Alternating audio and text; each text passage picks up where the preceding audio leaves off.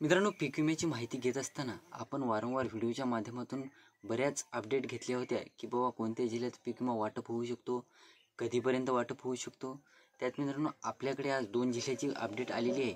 आता काही शेतकरी म्हणतात की आम्हाला पीक विमा अद्यापही वितरित झाले नाही. मग त्या जिल्ह्यात खरंच पीक विमा वाटप झालेलं आहे का ते देखील आपण समजून घेण्याचा प्रयत्न करणार आहोत. तत्पूर्वी जर चॅनलवर नवीन असाल तर चॅनलला सबस्क्राईब करा आणि समोरील जे बेल आयकॉन बटन आहे ते दाबायला विसरू नका. तसेच बॅकग्राऊंड व्हॉईसला इग्नोर मारायला विसरू नका. तर नमस्कार मित्रांनो, मी राजसूर्य, तर स्वागत आहे कृषी मेनू यूट्यूब चॅनलमध्ये. मित्रांनो, एकंदरीत बघायचं झालं तर पीक विमा वाटपाला 11 तारखेपासून सुरुवात झालेली आहे.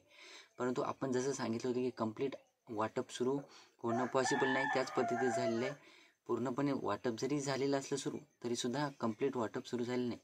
त्यात मित्रांनो आपण आज ज्या जिल्ह्याविषयी माहिती घेणार आहोत तो जिल्हा म्हणजे अकोला जिल्हा. तर अकोला जिल्ह्यातील शेतकऱ्यांच्या खात्यावर 9 कोटी रुपयांचा पीक विमा हा जमा झालेला आहे खरीप आणि रब्बी हंगामासाठी.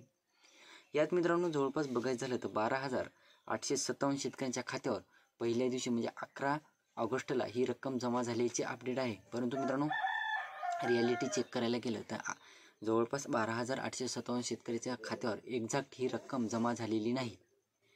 त्यात मित्रांनो बघायचं झालं तर खरीप हंगामासाठी जे पीक विमा वाटप सुरू झालेलं आहे त्यासाठी 28,402 शेतकऱ्यांच्या खात्यात 34.46 कोटी रुपये हे टप्प्याटप्प्याने जमा होणार, ही गोष्ट लक्षात ठेवा.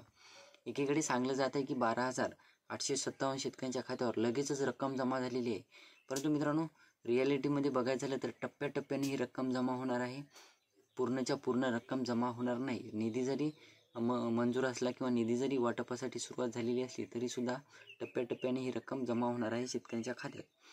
आणि एकंदरीत बघायचं झालं मित्रांनो 3.5 कोटी रुपये असे 37 कोटी रुपये हे अकोला जिल्ह्यातील शेतकऱ्यांसाठी दुसऱ्या टप्प्यासाठी वितरित होणार आहेत.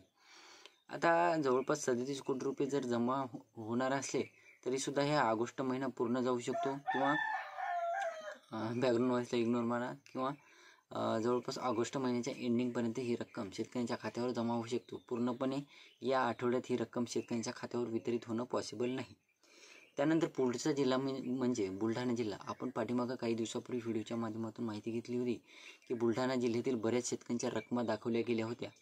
तर ज्या शेतकऱ्यांच्या रकमा दाखवल्या गेल्या होत्या अशा शेतकऱ्यांच्या खात्यावर बुलढाणा जिल्ह्यातील मलकापूर म्हणा किंवा नांदुरा म्हणा अशा ठिकाणच्या शेतकऱ्यांच्या खात्यावर या रकमा जमा झालेल्या आहेत.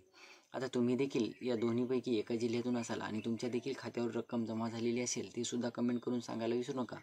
त्याचबरोबर तुमच्या खात्यामध्ये किंवा तुमच्या स्टेटसमध्ये रक्कम दाखवली गेली परंतु तुमच्या खात्यावर अद्यापही रक्कम जमा झालेली नाही असं असेल ते सुद्धा कमेंट करून सांगायला विसरू नका. व्हिडिओ आवडला असेल तर लाईक करा, चॅनलला सबस्क्राईब करा आणि जास्तीत जास्त शेतकऱ्यांपर्यंत पोहोचवण्याचा प्रयत्न करा. धन्यवाद.